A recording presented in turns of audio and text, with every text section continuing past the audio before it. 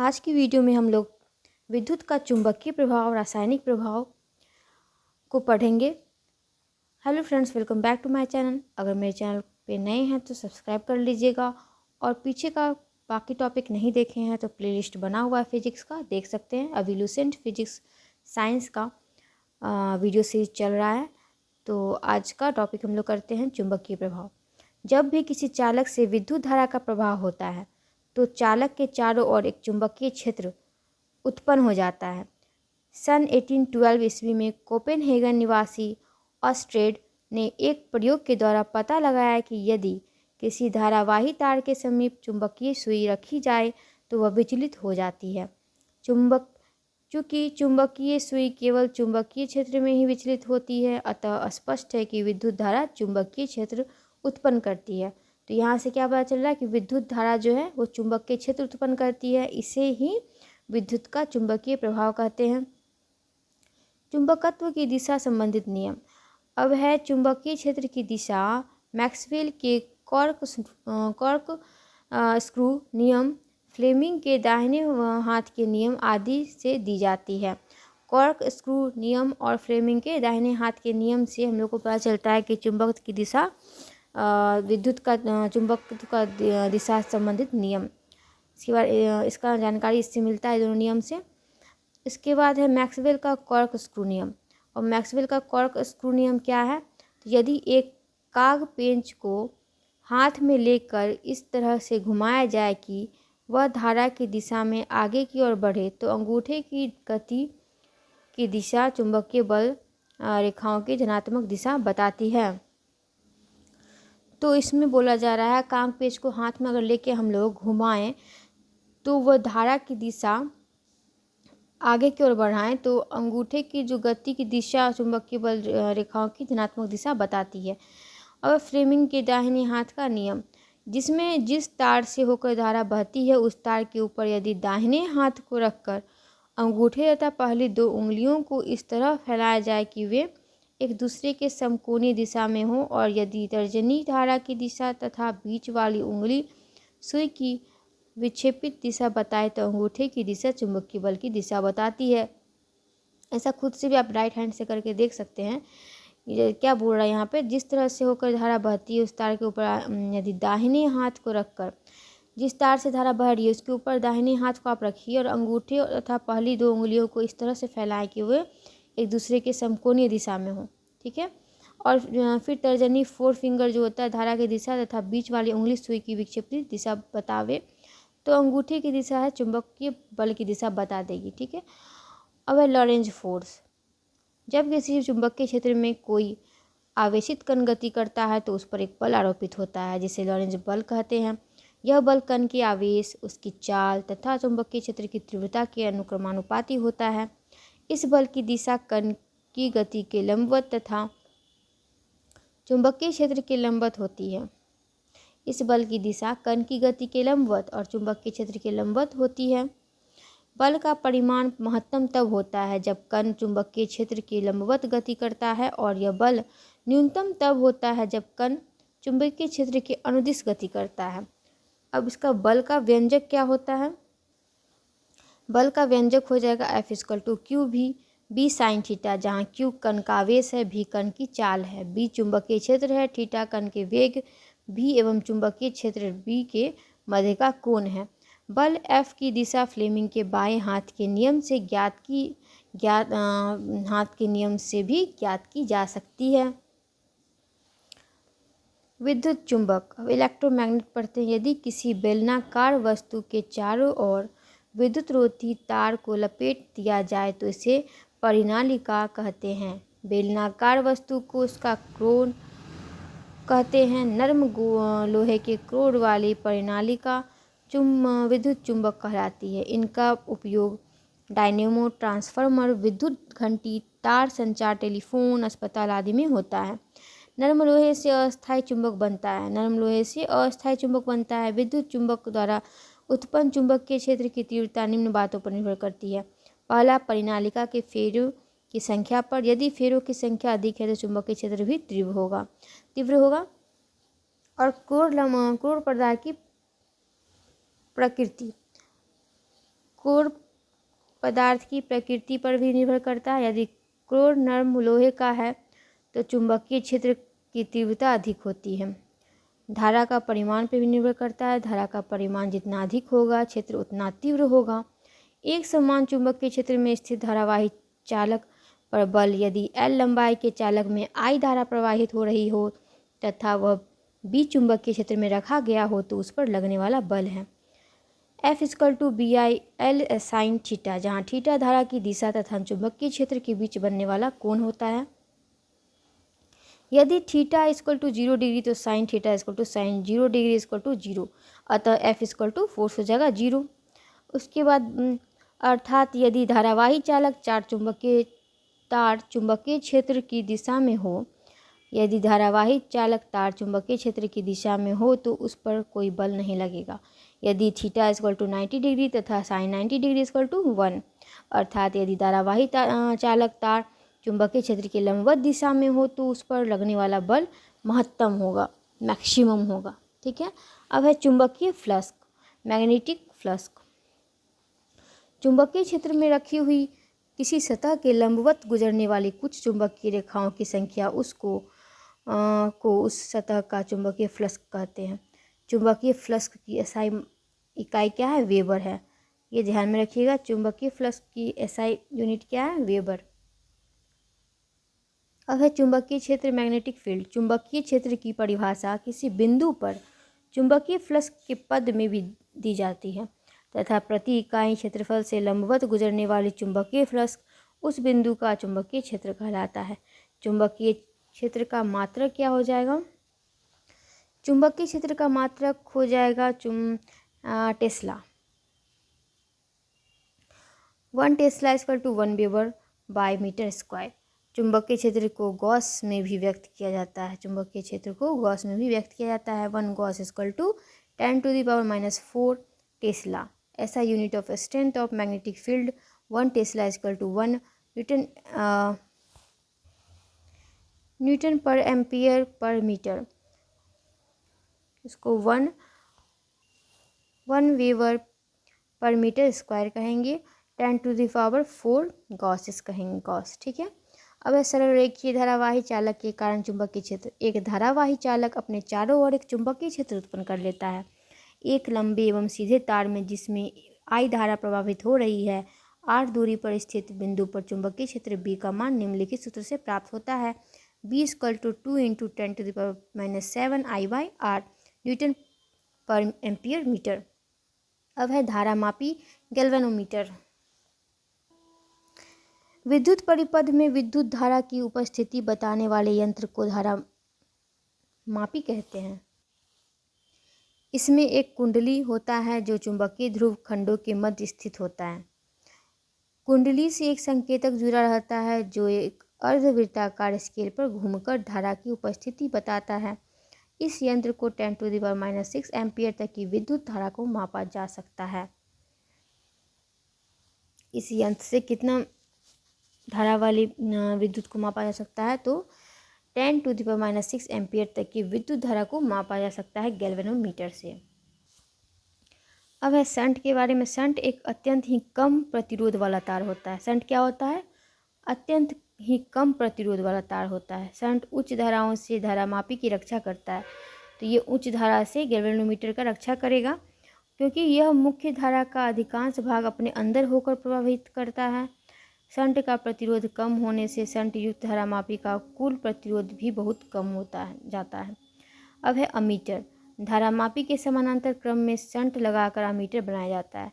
तो गैल्वेनोमीटर के समानांतर क्रम में जब शंट लगाएंगे तो क्या बनेगा? अमीटर बनेगा। इसकी सहायता से विद्युत धारा का मान एम्पियर में ज्ञात किया जाता है। एक आदर्श अमीटर का प्रतिरोध 0 होना चाहिए। एक आदर्श अमीटर का प्रतिरोध कितना होता है? 0 होता है। अमीटर को विद्युत परिपथ के श्रेणी क्रम में लगाया जाता है। अब है वोल्टमीटर। धारामापी के श्रेणी क्रम में एक उच्च प्रतिरोध लगाकर वोल्टमीटर बनाया जाता है।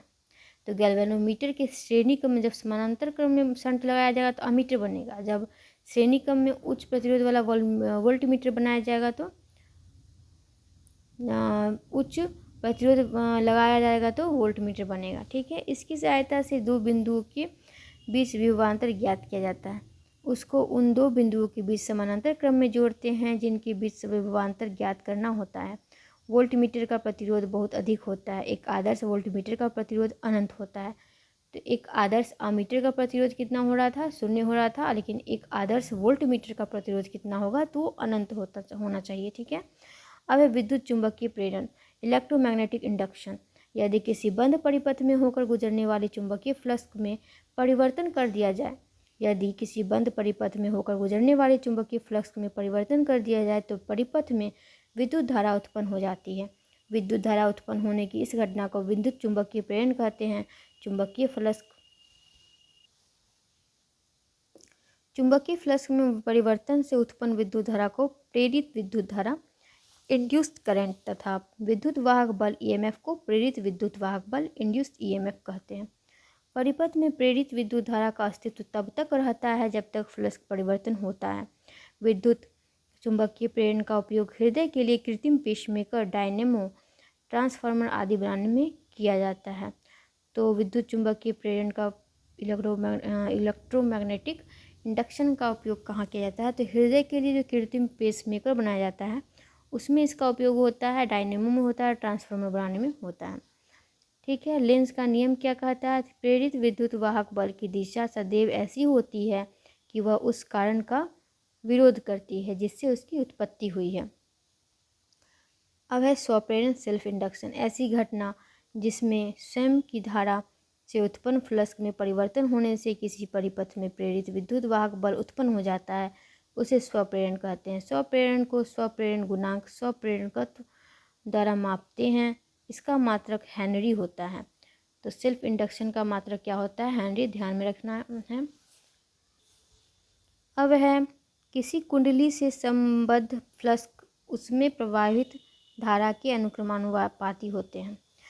तो यह नोट में क्या दिया गया है, किसी कुंडली से संबद्ध फ्लक्स उसमें प्रवाहित धारा के अनुक्रमानुपाती होता है।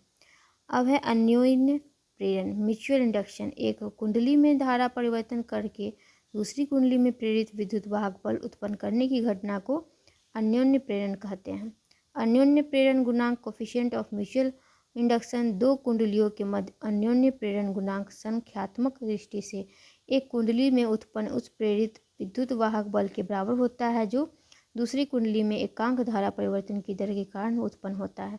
अन्योन्य प्रेरण गुणांक या अन्योन्य प्रेरकत्व का मात्रक भी हेनरी होता है। फैराडे की विद्युत चुंबकीय प्रेरण का नियम, प्रथम नियम क्या कहता है, Faraday's law of electromagnetic induction का। तो जब किसी कुंडली से संबंध चुंबकीय फ्लक्स में परिवर्तन होता है तो उस कुंडली में एक प्रेरित विद्युत वाहक बल उत्पन्न हो जाता है। और दूसरा नियम क्या कहता है, प्रेरित विद्युत वाहक बल चुंबकीय फ्लक्स में परिवर्तन की दर के अनुक्रमानुपाती होता है। अर्थात प्रेरित विद्युत वाहक बल equal to minus N d theta by d t equal to volt, जहाँ एन इक्वल टू कुंडली में फेरों की संख्या और d theta by d t equal to flux परिवर्तन की दर। यहाँ पर ऋणात्मक चिन्ह बताता है कि प्रेरित विद्युत वाहक बल की दिशा ऐसी होती है कि वह अपने उत्पत्ति के मूल कारण का विरोध करता है। प्रेरित विद्युत वाहक बल, इंड्यूस्ड ईएमएफ, चुंबकीय क्षेत्र में गतिशील चालक के सिरों पर विद्युत वाहक बल उत्पन्न हो जाता है। यदि चालक चुंबकीय क्षेत्र बी के साथ थीटा कोण पर गति कर रहे हैं तो प्रेरित विभवांतर क्या हो जाता है, भी इक्वल टू भी बी एल साइन थीटा, जहाँ पे एल है चालक की लंबाई, भी है चालक का वेग, बी है चुंबकीय क्षेत्र। अब यदि साइन थीटा 90 अर्थात चुंबकीय क्षेत्र के लंबवत दिशा में भी वेग गतिशील चालक के सिरों पर उत्पन्न विद्युत वाहक बल भी equal to B B L, भी इक्वल टू भी बी एल प्रेरित विद्युत वाहक बल का ऐसा ही मात्रक वोल्ट होता है। तो इंड्यूस्ड ईएमएफ का ऐसा ही मात्रक कितना होता है, क्या होता है, वोल्ट होता है। अब है रासायनिक प्रभाव, शुद्ध जल विद्युत का कुचालक होता है। तो विद्युत का रासायनिक प्रभाव हम लोग पढ़ेंगे अभी। तो विद्युत शुद्ध जल जो होता है वो विद्युत का कुचालक होता है। लेकिन जब जल में किसी धातु के लवण, अम्ल अथवा क्षार घुले रहते हैं तो ऐसा घोल विद्युत का सुचालक हो जाता है। ऐसे घोल जिससे विद्युत धारा गुजर सकती है उसको सुचालक कहते हैं। विद्युत अपघट्य कहलाता है। तो ये सुचालक जो होते हैं उससे विद्युत धारा गुजर सकती है। तो ऐसे घोल जिससे विद्युत धारा गुजर सकती है विद्युत अपघट्य इलेक्ट्रोलाइट कहलाता है। जब किसी लवण, अम्ल अथवा क्षार घुले जलीय घोल में विद्युत धारा प्रवाहित की जाती है तो उसका विद्युत अपघट्य होता है, अर्थात उस विलयन का धनात्मक व ऋणात्मक आयनों में अपघटन डिकम्पोजिशन हो जाता है। इस घटना को विद्युत धारा का रासायनिक प्रभाव कहते हैं। जिस उपकरण में घोल का विद्युत अपघटन होता है उसे वोल्टामीटर कहते हैं। धातु के दो चालक जो वोल्टामीटर में धारा के प्रवेश और निर्गमन एंट्रेंस और एग्जिट के लिए लगे रहते हैं इलेक्ट्रोड कहलाते हैं। जिस इलेक्ट्रोड होकर धारा वोल्टामीटर में प्रवेश करती है उसे एनोड तथा जिससे होकर धारा बाहर निकलती है उसे कैथोड कहते हैं। अर्थात वोल्टामीटर के धन इलेक्ट्रोड को एनोड और ऋण इलेक्ट्रोड को कैथोड कहते हैं। जब विद्युत अपघट्य में धारा प्रवाहित की जाती है तो धनायन कैटायन कैथोड की ओर तथा ऋणायन एनायन एनोड की ओर चलने लगते हैं और उन पर जाकर जमा हो जाते हैं। संचायक सेल या द्वितीयक सेल, एक्यूमुलेटर और सेकेंडरी सेल। संचायक सेल में विद्युत ऊर्जा को रासायनिक ऊर्जा के रूप में जमा किया जाता है और जब सेल को किसी परिपथ से जोड़ दिया जाता है तब सेल के भीतर एकत्रित रासायनिक ऊर्जा विद्युत ऊर्जा में धीरे धीरे परिवर्तित होने लगती है। संचायक सेल दो प्रकार के होते हैं, सीसा संचायक सेल और क्षारीय संचायक सेल। सीसा संचायक सेल लेड एक्यूमुलेटर सेल क्या होता है, इसमें शीशे की दो पट्टिकाएँ होती है। पट्टिकाएँ तनु गंध काम्ल में डूबी रहती है। विद्युत धारा प्रवाहित करने यानी आवेशन करने पर पानी का विघटन होता है जिसके कारण हाइड्रोजन कैथोड पर और ऑक्सीजन एनोड पर जमा रहता है। ऑक्सीजन एनोड पर के शीशे से मिलकर लेड परऑक्साइड बनाता है। यहाँ पर लेड परऑक्साइड बनाया, उसके बाद जो गहरे भूरे रंग का होता है, ये गहरे भूरे रंग का हो गया। कुछ देर तक धारा बहने के बाद धारा बंद कर दी जाती है। इस समय सेल आवेशित हो जाता है एवं इसका विभवांतर 2 वोल्ट मिलता है। जब सेल को चालक से जोड़ते हैं तो बाहरी परिपथ में धारा एनोड से कैथोड की ओर बहती है। इस प्रकार की धारा बहने से हाइड्रोजन लेड परऑक्साइड वाली पट्टिकाएँ की ओर जाता है और लेड परऑक्साइड को लेड मोनोऑक्साइड में परिवर्तित कर देता है। ठीक है, जो गंध ये परिवर्तित कर देता है। यहाँ क्या बोल रहा है, इस प्रकार की धारा बहने से हाइड्रोजन लेड परऑक्साइड वाली पट्टिकाएँ की ओर जाता है और लेड परऑक्साइड को लेड मोनोऑक्साइड में परिवर्तित कर देता है, पीबीओ में परिवर्तित कर देता है। मतलब PbO2 से PbO में परिवर्तित हो गया, जो गंधकाम्ल से मिलकर लेड सल्फेट तथा जल बनाता है। जल के निर्माण से तनु गंधकाम्ल का विशिष्ट घनत्व घट जाता है जिससे सेल अनावेशित हो जाती है। मतलब अब कोई भी आवेश उस पर नहीं बचता है। तो पूर्ण रूपेण आवेशित रहने पर सेल का विद्युत वाहक बल 2.2 वोल्ट और अनावेशित रहने पर इसका विद्युत वाहक बल 1.8 वोल्ट हो जाता है। ठीक, घट जाता है। सेल के अनावेशन की स्थिति को सल्फेटिंग कहते हैं। सल्फेटिंग की स्थिति सेल से अत्यधिक धारा निकालने पर तथा सेल को अनावेशित दशा में बहुत समय तक रहने पर उत्पन्न होती है। अब है क्षारीय संचारक सेल, अल्कलाइन एक्यूमुलेटर सेल। इस सेल को एडिशन या नीफे सेल भी कहते हैं। इस सेल में कांच के बर्तन में पोटासियम हाइड्रोक्साइड का गाढ़ा घोल रहता है। इस सेल का एनोड इस्पात का जालीदार फ्रेम होता है जिसमें निकेल हाइड्रोक्साइड तथा निकेल के छीलन एकांतर क्रम में से तहों में जमे रहते हैं। दूसरा प्लेट रंध्रयुक्त इस्पात का होता है जिसमें लौह ऑक्साइड का बारीक चूर्ण भरा रहता है। यह प्लेट कैथोड का काम करता है। अब है सेल का आवेशन। जब सेल को आवेशित करने के लिए इसमें बाहरी स्रोत से विद्युत धारा प्रवाहित की जाती है तो विद्युत अपघटन से पोटासियम के आयन कैथोड पर तथा hydroxyl ion OH minus anode पर एकत्रित होते हैं। आवेशन के दौरान, यह आवेशन के दौरान होता है। नेगेटिव चार्ज आते हैं, यहाँ पर पॉजिटिव चार्ज आते हैं पोटेशियम के आयन पे, और फिर इस तरह सेल द्रवित हो जाता है और विपरीतात्मक विद्युत वाहक बल प्रभावशाली, और यहाँ पे क्या हो जाता है,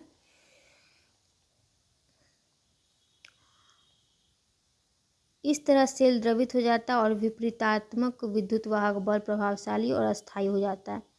अब इस सेल को किसी विद्युतीय परिपथ में रखा जाता है तो इसमें धारा बहती है तथा इसके एनोड तथा कैथोड पर क्रमशः K+ एवं OH- मुक्त होते हैं अनावेशन के दौरान। यहाँ पे जब अनावेशन, जब आवेश नहीं रहता है तो उस टाइम का ये बात कर रहा है। पूर्ण रूप में आवेशित होने पर इस सेल का विद्युत वाहक बल 1.35 वोल्ट तथा अनावेशित होने पर इसका विद्युत वाहक बल 0.9 वोल्ट हो जाता है। इस सेल का आंतरिक प्रतिरोध 0.1 ओम होता है। सेल की दक्षता, एफिशिएंसी ऑफ ए सेल क्या होता है? किसी सेल की दक्षता सेल द्वारा किए गए लाभदायक कार्य उसी सेल के द्वारा किए गए कुल कार्य का अनुपात है। सेल की दक्षता क्या हो, फॉर्मूला क्या हो जाएगा? सेल द्वारा किए गए लाभदायक कार्य और बाई उसी सेल द्वारा किए गए कुल कार्य। अगर किसी सेल का विद्युत वाहक बल E तथा बंद परिपथ ध्रुवों के बीच का विभवांतर V हो तो सेल की दक्षता क्या हो जाएगी? V/E। अब विद्युत अपघटन के उपयोग। विद्युत अपघटन का उपयोग क्या है हमारे दैनिक जीवन में, ये देख लेते हैं। तो यह धातु का निष्कर्षण, extraction of metals, aluminium, sodium, calcium, magnesium आदि धातु विद्युत अपघटन से प्राप्त होते हैं। इन्हीं धातुओं का इलेक्ट्रोड बना रहता है और जब इस धातु के नमक वाले घोल से विद्युत की धारा प्रवाहित की जाती है तो शुद्ध धातु कैथोड पर एकत्रित हो जाता है। विद्युत अपघटन से विश्लेषण, एनालिसिस ऑफ इलेक्ट्रोलाइसिस। विद्युत अपघटन के सिद्धांत से कुछ यौगिक को कंपाउंड्स को विश्लेषित किया जाता है। इस विधि से HCl, HCN आदि के बनावट का पता लगाया जाता है। अब विद्युत लेपन का या कलई करना, इलेक्ट्रोप्लेटिंग। विद्युत अपघटन के सिद्धांत से किसी धातु की पतली परत किसी दूसरी धातु पर चढ़ाई जाती है। जिस धातु पर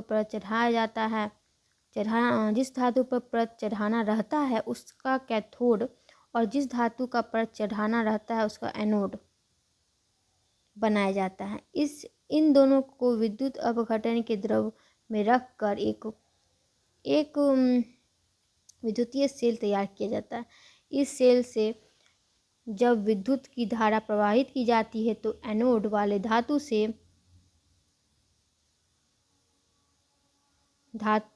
घोल में घुलकर कैथोड वाले धातु पर जमा हो जाते हैं और इस तरह से कुछ देर के बाद इस धातु की कैथोड वाले धातु पर एक पतली परत जम जाती है। इस क्रिया के लिए प्रायः तो यहाँ क्या होता है, फिर इस सेल से जब विद्युत की धारा प्रवाहित की जाती है तो एनोड वाली धातु से धातु घोल में घुलकर कैथोड वाले धातु पर जमा होता जाता है और इस तरह से कुछ देर के बाद इस धातु की कैथोड वाली धातु पर एक पतली परत जम जाती है। इस क्रिया के लिए प्रायः सोना, चांदी, तांबा, निकेल और क्रोमियम धातु लिया जाता है। अब विद्युतीय मुद्रण, इलेक्ट्रोटाइपिंग। आजकल बड़े बड़े प्रेसों में अच्छी तरह काम करने के लिए टाइप बनाकर तांबे के वोल्टमीटर में कैथोड की जगह पर रख दिया जाता है। ऐसा करने से इस पर तांबे की एक परत जम जाती है, इससे छपाई अच्छी होती है। अब विद्युतीय संचक, इलेक्ट्रोलाइटिक कंडेंसर। ऐसे संचक में एल्यूमिनियम के 2 इलेक्ट्रोड रहते हैं। इसमें बोरिक एसिड, ग्लिसरीन और अमोनिया जल का मिश्रण विद्युत अपघटन द्रव के रूप में रहता है। जब इस तरह द्रव से निकलकर विद्युत धारा प्रवाहित की जाती है तब एनोड पर एल्यूमिनियम हाइड्रोक्साइड की परत बन जाती है। यह परत दोनों प्लेटों के बीच पराविद्युत डाइइलेक्ट्रिक का कार्य करती है। अब धातुओं का शुद्धिकरण, प्यूरिफिकेशन ऑफ मेटल्स। इसके लिए अशुद्ध धातु का एनोड और शुद्ध धातु का कैथोड बनाया जाता है।